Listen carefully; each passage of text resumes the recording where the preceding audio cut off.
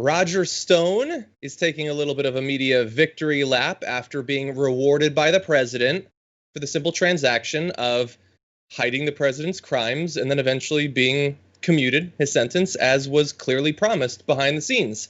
Here he is on Sean Hannity's program. When you're up against the horrific and deep-pocketed resources of the federal government and these really sadistic, arrogant, politically motivated prosecutors, I had a biased judge, I had a stacked jury, I had a corrupt jury forewoman. As my friend Tucker Carlson said, my trial was over before it started. We've seen this now with Papadopoulos. We've now seen this with Paul Manafort. We saw it with General Flynn. We've seen it with you. I'll be honest, Roger. I believe in our Constitution. I believe in our rule of law. I don't know. I'm losing faith in the system, Roger. Well, you have a good reason to. I mean, you examine the D.C. Circuit Court of Appeals, where I had to file a last-minute emergency appeal of Judge Jackson's rule sending me to jail. She ignored all the legal precedents in that. She ignored my health conditions. She ignored the conditions at the prison at that time. And she ignored the current policies of DOJ and the BOP. Now, you would have thought that would have been reversed in the appeals court, but they ruled for her 3-0. I'm afraid this is a fixed system. Okay, so you have to leave that video thinking, man, poor Roger Stone. Every single person involved in that trial was corrupt and against him, which sort of reminds me of, you ever met the guy who's like, the way he tells it, every girl he's ever dated was crazy, and you start to wonder if he was actually the crazy one? Well, if like everyone in the courtroom was corrupt and Roger Stone is the bastion of integrity and honor, I don't believe that that's actually what happened, basically. Yeah, well, I have another fun story regarding that. When I was in high school, we went out to lunch with another friend of ours, and there was two of us in the car, and other than the guy driving.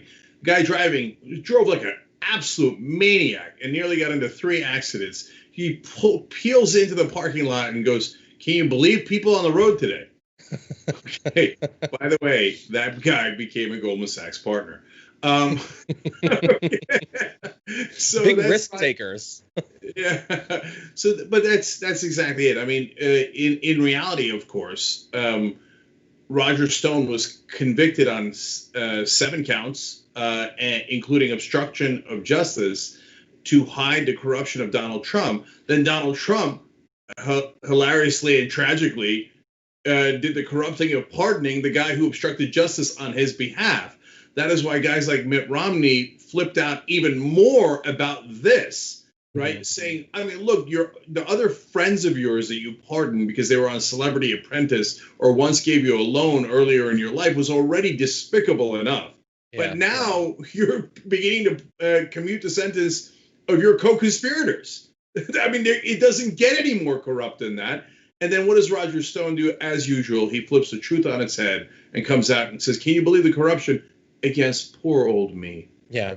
Well, I agree with both of them in that clip in limited ways. Stone says, the trial was over before it began. And in terms of consequences, it really was.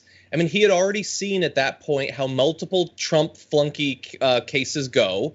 And he knows that if you flip on the president, you're still probably going to go to jail for a while. But if you keep his secrets, he'll probably protect you. And when you have Trump tweeting things like talking about rats cooperating with law enforcement and how Stone's got guts, he knew exactly what he needed to do to eventually stay out of prison. And so he got it.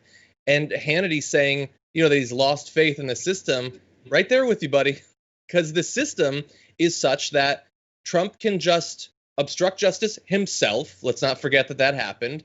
Any of his allies who do make it harder to actually pin crimes on him.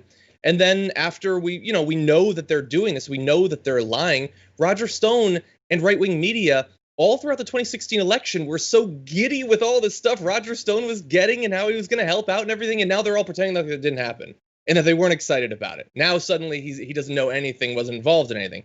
It's all just a sham and a run-of-the-mill sham going forward, that if Trump continues in office, that'll be a best-case scenario, that they get, convicted and then eventually commuted by our corrupt president. In the future, we probably won't have enough information to actually convict him in the first place. Yeah. Okay, now let's do analysis that you're not going to find anywhere else. So I'm with John. There's some truth in what they said. It's just flipped on its head. So is the system politically rigged against some people, and does it commit horrific unfairness? Yes, it does. So let me tell you about the people who rigged it. So John Ehrlichman was the domestic policy chief for Richard Nixon. And that is when the war on drugs began in earnest, where they said it was a plague upon the country and the worst enemy of America. I think we've heard things like that recently as well, except now it's the media, apparently. Anyway, Ehrlichman explained the Nixon campaign in 1968 and the Nixon White House after that had two enemies, the anti-war left and black people. Okay, so now this is getting really interesting.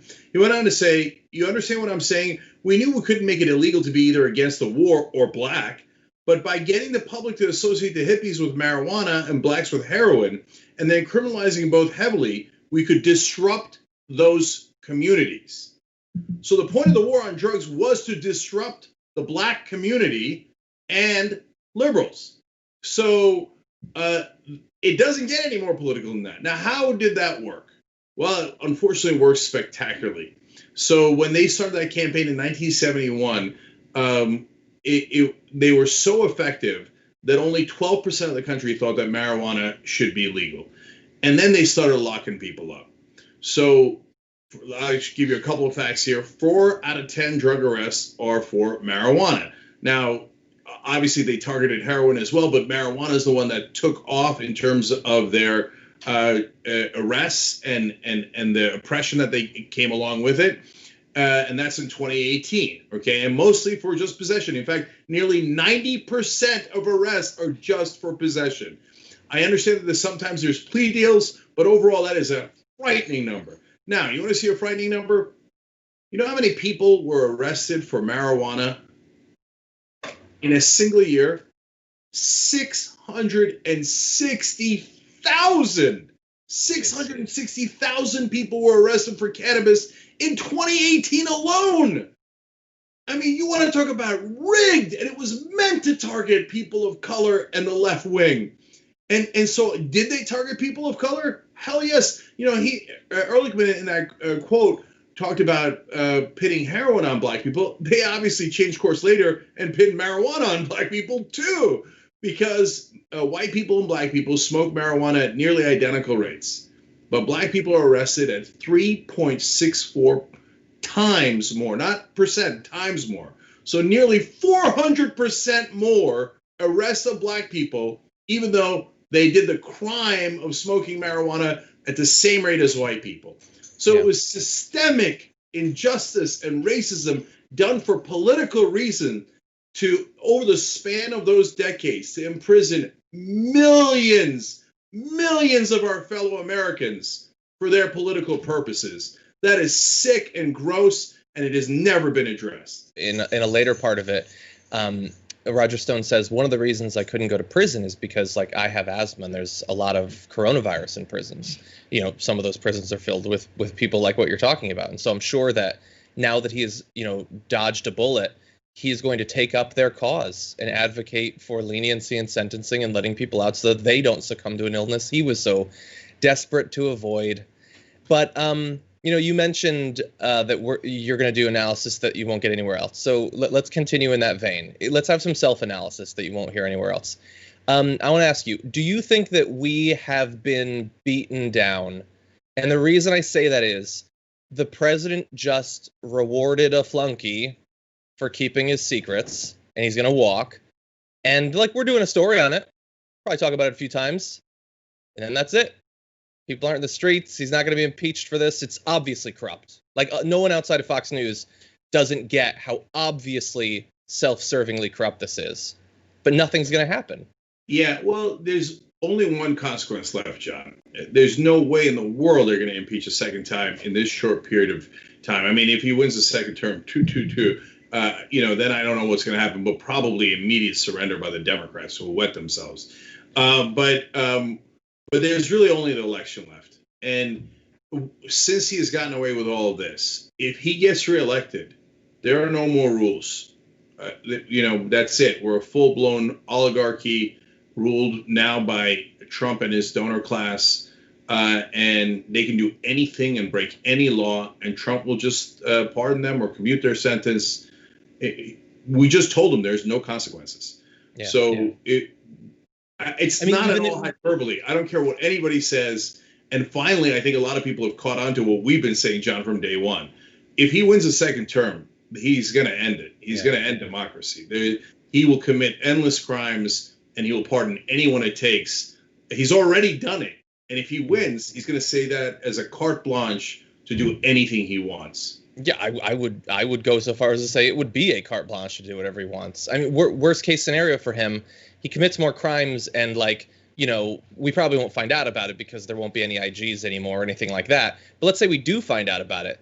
What are they going to report on his crimes? His fans don't care about that. They don't trust the media. They believe the media is inherently corrupt. So all of their reporting is suspect. They want him to pardon those people because they identify them. Roger Stone is a legitimate, insane person, but they think that he's one of them. He believes the same conspiracies they do.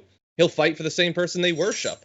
So there is no check anymore at that. Even finding out what they did, it doesn't matter. He can continue to break those laws. It'll only endear him more to his base. Yeah, no question about it. Look, guys, I know everybody's got a slightly different opinion, and I'm not trying to shame anyone, okay? But if ever you needed a reason to vote against a particular candidate, this is it. This is it. This is not Romney versus Obama. This is not Clinton versus Dole. Okay, one guy is an establishment guy that we will be able to influence in some small ways. For example, on the issue that I talked about, war on drugs, Joe Biden, we will get him to end the war on drugs. It would be insane if we couldn't. Now, don't get me wrong, his record on that is terrible, okay? But there will be a world of pressure on him, and he will succumb to that pressure because that's who Joe Biden is.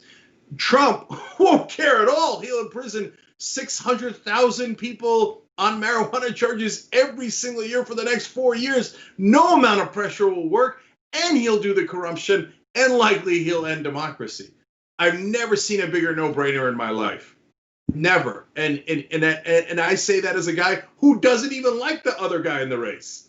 Okay? It's not close. We got to get him out in 4 months. Otherwise, it was a nice little experiment we had in democracy here. And not bad. It lasted almost 300 years. Thanks for watching The Young Turks. Really appreciate it. Another way to show support is through YouTube memberships. You'll get to interact with us more. There's live chat emojis, badges. You've got emojis of me, Anna, John, JR. So those are super fun. But you also get playback of our exclusive member-only shows and specials right after they air.